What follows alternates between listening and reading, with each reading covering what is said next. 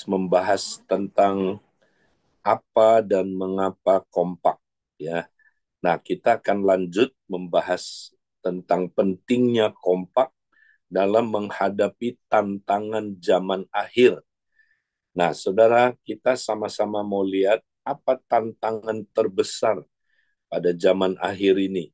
Nah, kita baca ayatnya, saudara, dalam 2 Timotius 3, ayat 1, 2, dan ayat yang kelima. Ketahuilah, pada hari-hari terakhir akan datang masa yang sukar. Manusia akan mencintai dirinya sendiri, menjadi hamba uang. Mereka akan membual dan menyombongkan diri. Mereka akan menjadi pemfitnah. Mereka akan berontak terhadap orang tua dan tidak tahu berterima kasih, tidak memperdulikan agama. Nah, perhatikan saudara, Alkitab bilang pada hari-hari terakhir, akhir zaman, akan datang masa yang sukar. Nah, dalam bahasa Yunaninya, saudara, bukan hanya masa yang sukar, tapi masa yang amat berbahaya, ya, amat berbahaya. Kenapa? Ya, tantangan terbesar kita pada akhir zaman bukanlah goncangan ekonomi, goncangan alam ini, goncangan politik, perang, tapi ya yang saudaraku menyebabkan ya kita saudaraku mengalami masa yang amat bahaya, ya, itu adalah ayat 2. Karena manusia akan mencintai dirinya sendiri dan menjadi hamba uang. Ini dia, saudara. Ini akarnya. Ya, karena kita makin cinta diri sendiri dan menjadi hamba uang. Lalu akibatnya di dalam ayat yang kedua terjadi pemberontakan terhadap orang tua. Ya, artinya saudara, keluarga berantakan, banyak kawin cerai, ya, banyak saudaraku keluarga hancur, anak-anak terhilang dari keluarganya karena berontak terhadap orang tua. Dan itu belum apa-apa, ayat 5 saudara, juga membuat ya bahaya buat gereja, ya, karena di dalam gereja dikatakan secara lahiriah mereka menjalankan ibadah mereka, tetapi pada hakikatnya mereka memungkiri kekuatannya. Jauhilah mereka. Ya, jadi pada akhir zaman nanti orang ya yang ada di dalam gereja kelihatannya sedang menjalankan ibadah, tapi saudara pada hakikatnya mereka memungkiri kekuatannya. Artinya gini, orang kalau beribadah itu saudara ada kuasa ibadah. Kuasa ibadah adalah kuasa yang mengubah hidupnya, ya, semakin serupa Kristus. Tapi sudah dinubuatkan oleh Paulus pada akhir zaman nanti di dalam gereja, ini di dalam gereja, ya, orang-orang beribadah secara lahiriah, tapi mereka tidak mengalami kuasa ibadah itu. Ya, mereka tidak berubah hidupnya. Mereka datang beribadah, saudara. Tapi homoseks tetap homoseks, lesbian tetap lesbian, ya saudara, terikat pornografi jalan terus, ya. Mereka tapi beribadah. Nah, saudara, bahkan ada worship leader yang tetap homoseks, tetap lesbian, nggak berubah-berubah. Kan ini bahaya sekali. Ini mengerikan sekali. Nah, saudara, karena itu ketika Yesus datang, nggak semua orang siap. Ya, nggak semua orang siap, saudara. Next, mari kita lihat siapa yang siap dan siapa yang tidak siap ketika dia datang. Nah, ayat 34 dalam Lukas 21 katakan, jagalah dirimu supaya hatimu jangan syarat oleh pesta pora dan kemabukan dan kepentingan-kepentingan duniawi, supaya hari Tuhan jangan dengan tiba-tiba jatuh ke atas dirimu seperti suatu jerat. Ayat 35, sebab ia akan menimpa semua penduduk bumi ini. Ya, nanti pada akhir zaman, saudara, ya, kalau kita nggak siap, kita seperti kena jerat. Ya, orang yang kena jerat tuh dia nggak menyangka, pam, tahu-tahu kena. Ya, sebab ini akan menimpa semua penduduk bumi ini. Jadi peringatan ini buat semua kita, termasuk orang Kristen. Ya, saudara, akan datang masanya waktu Yesus datang seperti jerat. Bang! Tiba-tiba kita nggak nyangka-nyangka, tahu-tahu kita, saudaraku, binasa. Nggak siap. Nah, saudara, siapa yang tidak siap dan akan kena jerat itu? Nah, ayat 34 bilang, jagalah dirimu supaya hatimu jangan syarat oleh hal-hal ini. Jadi yang tidak siap adalah yang nggak jaga hati. Hatinya penuh dengan tiga hal ini, saudara. Pertama, penuh dengan pesta pora. Ini bicara hedonisme. Ya, nanti pada akhir zaman ada orang yang hedonisme. Dia hidup untuk menikmati nafsunya. Dia hidup untuk makan, hidup untuk seks, hidup untuk jalan-jalan. Hedonisme, saudara. Akibatnya mereka mabuk. Nah, mabuk ini addiction. Pada akhir zaman banyak nanti termasuk orang Kristen ya di dalam gereja ini akan terkena addiction ya, adiksi alkohol, adiksi tembakau, adiksi apalagi saudara pornografi, adiksi narkoba, adiksi apalagi ya, sekarang ada adiksi yang baru, digital addiction. Ya, saudara, ada adiksi banyak. Ya, saudara, makanya kita harus bebas dari adiksi baru kita siap menyambut kedatangan Tuhan serta kepentingan-kepentingan duniawi. Apa itu kepentingan-kepentingan duniawi, saudara? Dari kata penting. Apa yang paling penting buat hidup saudara? Kalau yang paling penting adalah uang, saudara akan cari uang terus. Kalau yang paling penting adalah kesuksesan, saudara akan cari kesuksesan terus. Apa yang paling penting dalam hidup saudara? Itu yang akan saudara kejar. Ya, makanya nanti pada akhir zaman banyak orang ya dia tidak lagi mencari terlebih dahulu kerajaan Allah dan kebenarannya, tapi yang dia cari adalah uang, kesuksesan, harta dan sebagainya. Orang yang demikian Yesus datang, dia akan kena jerat. Dia nggak siap kedatangan Tuhan itu, saudara. Lalu apa jalan keluarnya? Nah, ayat 36 jalan keluarnya. Ada dua hal. Berjaga-jagalah senantiasa dan ya berdoa supaya kamu beroleh kekuatan untuk luput dari semua yang akan terjadi dan supaya kamu tahan berdiri di hadapan Anak Manusia.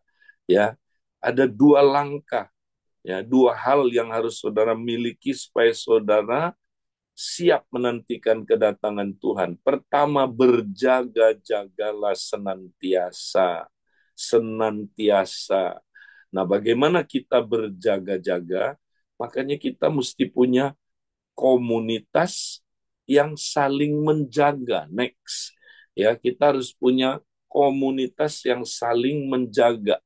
Jadi kita mesti tertanam dalam komunitas yang saling menjaga. Mari kita lihat ayatnya. Ibrani 3:12-13. Waspadalah. Nah ini, berjaga-jagalah. Kita harus berjaga-jaga. Bagaimana berjaga-jaganya? Hai saudara-saudara, supaya di antara kamu jangan terdapat seorang yang hatinya jahat dan yang tidak percaya oleh karena ia murtad dari Allah yang hidup, tetapi nasihatilah seorang akan yang lain setiap bulan. Benar? Haha, tidur kita. Setiap minggu, betul? Enggak, setiap hari. Selama masih dapat dikatakan hari ini, supaya jangan ada di antara kamu yang menjadi tegar hatinya karena tipu daya dosa. Nah, saudara, supaya kita hatinya tidak tegar hati, ya, oleh tipu daya dosa, hati kita nggak jahat dan jadi murtad, maka jalan keluarnya kita harus menasehati seorang akan yang lain setiap hari. tahu nggak saudara, ayat ini ditulis untuk orang Yahudi, saudara. Jadi orang Yahudi itu punya sistem di mana mereka saling menjaga, ya, lewat apa, saudara? Inilah yang disebut hafruta, inilah yang disebut kompak. Makanya kalau kita nggak tertanam dalam kompak, kita nggak bisa saling menjaga, saudara. Ya, makanya kita harus bergabung ke kompak. Saudara punya kompak. Kalau saudara nggak punya kompak, saudara nggak punya teman. Nggak punya teman, kita nggak bisa saling menasehati setiap hari. Dan orang yang demikian, ya sebentar lagi dia akan, saudaraku, murtad. Dia akan, saudaraku, tergoncang. Nanti dia akan, saudaraku, hatinya kalau jatuh dalam dosa, dia menjadi keras. Dan kalau hatinya keras, dia menjadi jahat dan akhirnya dia murtad. Nah, karena itu, saudara, untuk mencegah pemurtatan, kita harus ada di dalam komunitas saling menjaga. Ya, ini peringatan yang Ibrani katakan. Peringatan berikutnya tentang akhir zaman, ya, di dalam Ibrani 10 ayat 24 sampai 25. Next kita lihat. Dan marilah kita saling memperhatikan supaya kita saling mendorong dalam kasih dan dalam pekerjaan baik. Janganlah kita menjauhkan diri dari pertemuan-pertemuan ibadah kita seperti dibiasakan oleh beberapa orang, tetapi marilah kita saling menasehati dan semakin giat melakukannya menjelang hari Tuhan yang mendekat. Nah, kitab Ibrani bilang, ya, sementara menantikan hari Tuhan yang udah mendekat, kita nggak boleh meninggalkan perhimpunan, meninggalkan, ya, pertemuan ibadah seperti yang dibiasakan oleh beberapa orang. Pertanyaannya, pertemuan ibadah seperti apakah ini? Pertemuan ibadah yang saling memperhatikan, saling mendorong dalam kasih dan dalam pekerjaan baik. Ini sudah 3 kata saling. Ya, kemudian kita mesti saling menasehati. Ya, jadi ini bukan ibadah raya hari Minggu, ini ibadah komsel. Ya, kita nggak boleh meninggalkan pertemuan ibadah kita. Ya, karena kalau kita biasakan ini, nanti waktu Yesus datang kita nggak siap. Kita, saudaraku, akan apa, saudaraku, murtad. Karena ayat-ayat berikutnya memberikan kita, saudaraku, ya apa, saudara, warning supaya kita yang sudah mengetahui kebenaran, ya, kita jangan, saudaraku, ya, melakukan dosa yang meninggalkan Tuhan, murtad, ya. Saudara, kita itu sebabnya kita harus tertanam dalam komunitas yang saling menjaga. Inilah solusi pertama bagaimana mengatasi tantangan akhir zaman. Nah, yang kedua, saudaraku, ya, yang kedua, next, kalau kita mau, ya, siap menantikan kedatangan Tuhan yang kedua kali, kita harus senantiasa berdoa. Ya, kita mesti tingkatkan kehidupan doa kita. Kita harus menjadi rumah doa. Jadikan aku, Tuhan, rumah doamu. Makanya, saudara, ya, saya merasa tahun ini, saudara, ya, Tuhan mau kita, ya, tingkatkan kehidupan doa kita. Ya, ini bukan program-program tambahan, bukan. Kita mesti terus tingkatkan gaya hidup doa kita, saudara. Ya, di mana-mana kita berdoa, saudara.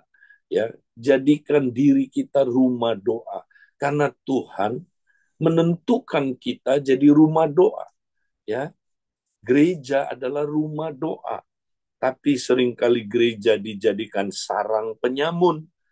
Makanya kalau saudara baca Matius 21, 12-13, lalu Yesus masuk ke bait Allah dan mengusir semua orang yang berjual beli di halaman bait Allah. Ya, ia membalikkan meja-meja penukar uang dan bangku-bangku pedagang merpati dan berkata kepada mereka, ada tertulis, rumahku akan disebut rumah doa, tapi kamu menjadikannya sarang penyamun. Nah, ini dia, saudara. Ya, gereja mestinya jadi rumah doa, ya, karena dia disebut rumah doa. Ya, artinya apa, saudara? Ya, di dalam gereja, ya, diri kita dan komunitas kita mesti doa menjadi gaya hidup. Itulah rumah doa, saudara. Dari bangun pagi, waktu kita bilang selamat pagi Tuhan, kita sudah mulai menjadi rumah doa. Doa terus, ya, kita doa terus, saudara. Tuhan, terima kasih pagi ini Tuhan. Aku mau Tuhan bersekutu dengan Engkau. Aku mau berdoa dalam roh. Kura labaka sandara labaka takia labaka sanda. Kita terus berbahasa roh. Itu salah satu yang Yudas katakan, ya, pada akhir zaman, dirikanlah dirimu di atas dasar imanmu yang sangat kudus dan berdoalah sambil berdoa dalam roh. Ya, itulah orang yang bisa siap menantikan kedatangan Tuhan. Jadikan, ya, gaya hidup doa dalam dirimu. Itulah rumah doa, ya. Tapi pada banyak orang Kristen, ya, gereja bukan jadi rumah doa, jadi sarang penyamun. Kalau kita nggak jadi rumah doa, kita pasti jadi sarang penyamun. Nanti di dalam hidup kita, saudara, kita sarang penyamun. Di kompak jadi sarang penyamun, di komsel jadi sarang penyamun, tempat jual beli, cari untung, ibadah itu cari untung, saudara. Ya, bukan apa yang kita bisa beri buat rumah Tuhan, apa yang, ya, kita bisa dapat, kita cari untung, saudara. Ya, akhirnya kita nggak siap menantikan kedatangan Tuhan yang kedua kali. Nah, terakhir, saudaraku, ya, kita mesti praktek rumah doa, perbanyak doa, saudara. Ya, next kita lihat apa itu doa yang dikehendaki Allah. Ya, nah, saya suka lihat banyak doa-doa yang kita panjatkan sebenarnya tidak alkitabiah, saudara. Ya, saya kemarin diundang oleh saudaraku, ya, sebagai pengarah dari JDN, Jaringan Doa Nasional. Saya sampaikan ini, ya, coba kita, saudaraku, kalau berdoa, apa yang kita doakan? Ya, bangsa Indonesia supaya, ya, terkemuka, supaya bangsa ini jadi bangsa yang besar, bangsa yang makmur, bangsa yang kaya, bangsa yang cemerlang. Ya, tahun 2045 menjadi Indonesia emas. Saya cari-cari nggak ada ayatnya, saudara. Ya, ada yang bilang ini ayatnya. Ya, pertama-tama aku menasihatkan, naikkanlah permohonan, doa syafaat dan ucapan syukur untuk semua orang, untuk raja-raja dan untuk semua pembesar. Nah, ini Pak Edi ada ayatnya. Kita mesti doakan untuk semua orang. Pertama untuk raja-raja, untuk semua pembesar. Nah, itunya udah benar. Tapi pokok doanya salah.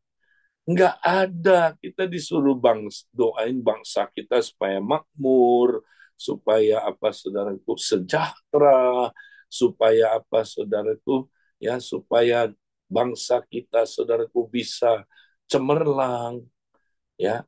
Itu nggak salah, doa itu nggak salah, tapi ayat ini bukan tentang itu, bukan, ya. Jadi nggak salah sih doain itu, ya. Tapi saudaraku, apa doa itu yang paling penting, saudara? Pokok doa kita apa yang paling penting, ya?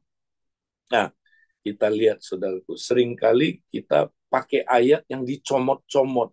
Ayat ini nggak bilang begitu, kita pakai ayat lain. Misalnya, ya, kan ada Pak Edi ayatnya, ya, usahakanlah kesejahteraan kotamu, karena kesejahteraan kotamu adalah kesejahteraanmu. Ada kan ayatnya? Iya. Itu ayat buat orang Yahudi yang dibuang ke pembuangan. Itu nggak boleh dicomot, dipakai buat kita. Konteksnya itu buat orang Yahudi. Lah kita di sini nggak disuruh doa itu, saudara. Ya, terus ada lagi yang bilang doa Yabes boleh nggak? Nah kita ini kepo, saudara. Ya, yang nggak disuruh kita lakukan itu kan buat Yabes. Buat kita yang nggak disuruh, jangan kita kepo, yang disuruh kita lakukan. Ya kan? Kan kita bukan Yabes, saudara. Kalau saudara mirip Yabes, konteksnya ya boleh doa itu. Ya, ada yang bilang, ya karena doa Yabes lebih menjanjikan. Berkatilah aku, perluaslah areaku. Kalau doa Bapak kami kurang cuan, Pak Edi. Cuman berikanlah pada hari ini makanan kami yang secukupnya. Saya nggak mau secukupnya. Saya mau berkat yang banyak. Nah, itu dia. Itu dia, saudara. Kita ini kepo. Yang nggak disuruh didoakan, doa Yabes lah. Itu kita doa. Yang ini yang disuruh, yang diperintahkan, kita nggak doakan. Nah, apa yang perlu kita doakan ini dia? Agar kita dapat hidup tenang dan tentram dalam segala kesalehan dan kehormatan. Ini yang kita perlu doakan. Doakan supaya orang Kristen makin saleh, itu dia. Saleh itu artinya God-centered, not man-centered. Saleh itu artinya makin apa, saudaraku? Makin berpusat kepada Tuhan, bukan berpusat kepada diri sendiri. Makin cinta Tuhan, bukan cinta diri. Itu yang tadi itu, saudara. Ya, kita mesti berdoa supaya gereja makin saleh, makin punya kuasa ibadah. Tadi itu kita beribadah, saudaraku, kita ngalami kuasa ibadah. Itu yang kita mesti doain. Itu penyebab gereja jadi suam-suam kuku. Itu penyebab gereja hancur, saudaraku, akhir zaman ini. Itu yang kita mesti doain. Supaya ada kuasa ibadah di dalam, saudaraku, gereja. Itulah yang baik, yang berkenan kepada Allah, Juru Selamat kita. Ini doa yang berkenan kepada Allah, yang menghendaki supaya semua orang diselamatkan dan memperoleh pengetahuan akan kebenaran. Yang kedua, pokok doa kita mesti untuk jiwa-jiwa, supaya ada tuaian besar, supaya ada jiwa-jiwa diselamatkan, mereka memperoleh pengetahuan akan kebenaran. Doakan supaya ada lawatan untuk jiwa-jiwa. Doakan supaya amanat agung selesai. Ya, doakan supaya suku-suku tak terjangkau, bisa dijangkau. Itu dong yang kita doain. Kalau saudara doa yang begini, berkenan kepada Tuhan, saudara. Ya, nah, mari saudara, tahun ini kita tingkatkan gaya hidup doa kita.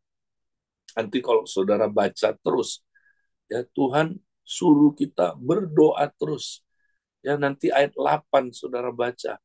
Pria-pria di mana-mana harus berdoa dengan mengangkat tangan yang suci. Ya, tanpa kemarahan, tanpa perselisihan. Jadi kepala-kepala rumah tangga mesti berdoa, saudara. Ya, apalagi saudara, pemimpin-pemimpin, ya, penatua-penatua mesti banyak berdoa. Makanya mereka mesti dibantu oleh diaken-diaken, ya, supaya penatua bisa berfokus kepada firman dan doa. Ya, gereja mula-mula doa tiap hari. Saudara baca ayatnya tiap hari. Ya, karena kita rumah doa. Mari kita praktekkan rumah doa, saudara. Ketika Yesus cambuk orang-orang yang menjadikan rumah Tuhan sarang penyamun. Kemudian saudaraku, dia suruh mereka jadi rumah doa. Apa yang terjadi? Maka datanglah banyak orang-orang yang timpang, yang buta, yang sakit, disembuhkan. Semua disembuhkan. Kalau kita menjadi rumah doa, nanti kita jadi rumah mujizat, saudara. Nanti kompak-kompak, komsel-komsel ada mujizat. Ya, kita melihat kuasa Tuhan dinyatakan. Kita melihat revival terjadi. Mari saudaraku, kita semangat ya tahun ini saudaraku, bangun kehidupan doa kita. Mari kita jadi rumah doa ya. Kalau kita jadi rumah doa, dahsyat saudara. Di akhir zaman ini, kita tidak terpental dan terhilang. Justru kita jadi pelaku kegerakan. Kita akan ikut melihat kegerakan yang terbesar. Dan kita akan, saudaraku, terus mengalami revival. Mari, saudara, kita tetap semangat. Itu yang saya mau sampaikan, saudaraku. Nah, mari sekali lagi, dua hal yang harus saudara miliki. Pertama, tertanam dalam komunitas saling menjaga, tertanam di kompak, tertanam di komsel. Kedua, mari kita menjadi rumah doa. Puji Tuhan, itu yang saya mau sampaikan. Nah, mohon maaf, saya harus ada di mesbah doa yang lain. Sampai ketemu lagi minggu depan, Tuhan memberkati. Saya kembalikan ke teman-teman yang bertugas.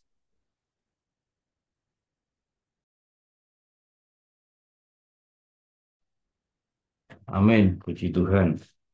Eh, Bapak Ibu, teman-teman semua, pagi ini kita sangat diberkati equipping yang diberikan oleh Kak Edi. Bagaimana kita harus menghadapi akhir zaman di mana kita hidup saat ini, di mana tadi sudah dikatakan orang mulai mencintai diri sendiri, pemberontakan terhadap orang tua terjadi sehingga dan di gereja tidak kuasa ibadah tidak ada ya tetapi pagi ini kita dilengkapi supaya kita selanjutnya berjaga-jaga dengan apa dengan tertanam di dalam komunitas untuk saling menjaga saling menasihati setiap hari ya saling menguatkan setiap hari dan juga supaya kita semua menjadi rumah doa ya. Rumah doa kita doakan seperti yang tadi sudah diajarkan tadi yaitu mendoakan untuk supaya semua kita hidup berpusat pada Kristus berdoa yang dikehendaki Tuhan. Mari kita semua eh, terus membangun rumah doa kita, membangun kompak kita, ya, sehingga kita bisa intim dengan Tuhan di dalam pembacaan firman Tuhan pagi hari ini pun kita melihat bagaimana Musa begitu intim dengan Tuhan sehingga Musa dipanggil Tuhan masuk ke dalam kemuliaannya bersama Yosua. Ya. Eh, Sementara eh, bangsa Israel hanya bisa melihat dari kejauhan, mereka hanya melihat kejauhan seperti api yang menghanguskan, tetapi Musa di dalam justru menikmati kemuliaan Tuhan. Mari Bapak Ibu saudara semua kita eh, siapkan diri kita untuk supaya kompak-kompak kita semakin terbangun dan kita bisa terus menjadi rumah doa. Kita berdoa. Terima kasih ya Tuhan Yesus, untuk kasih setiamu, penyertaanmu Tuhan Yesus. Terima kasih untuk firman yang telah kami terima pada pagi hari ini Tuhan. Pimpin kami Tuhan, kompak-kompak kami Tuhan. Kompak-kompak kami terus juga Tuhan dapat berfungsi dengan baik Tuhan. Kami semakin eh, saling menjaga, saling menasihati, saling menguatkan satu dengan yang lain Tuhan. Dan biarlah kami menjadi juga Tuhan rumah-rumah doamu Tuhan. Doa menjadi gaya hidup kami ya Tuhan Yesus. Sehingga Tuhan Engkau memakai kehidupan kami untuk kemuliaan namamu Tuhan Yesus. Terima kasih ya Tuhan Yesus. Terima kasih. Bapak Ibu mari kita akhiri ibadah kita tuh bersama-sama dengan doa bersama, doa seperti yang telah Tuhan ajarkan.